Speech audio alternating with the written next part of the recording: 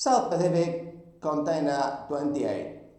Candina, as the previous video with Adonis, can really generate barriers for you, dear ship owner, in the long term. This is the most important competitive area. Everybody is fighting for the talent, and the cost is something that if some remain with this nationality, like now Indian officers' wages going up big way, it's because everybody is investing in India. There is no other way out. In Candina, we have from Cuban officers today, because in the past they used to get enlistment contracts in euro or dollars, and then the wages in the local currency, which is completely not legal, let's call it. But now they have really, after some demands from seafarers, which is still there is open to more, then there is now the opportunity that they get these contracts and discounted income tax, so in the currency that they signed the contract for.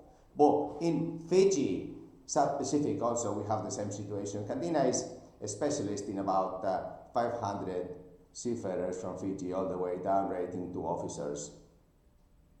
So it's a great opportunity if you're thinking about diversifying and investing in the local talent.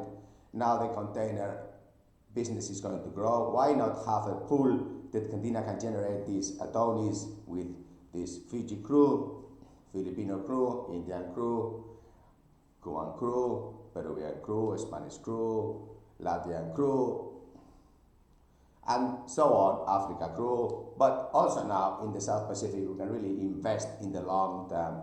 This is a great opportunity, dear ship owner, because our wage scales, our enlistment contracts are state of the art.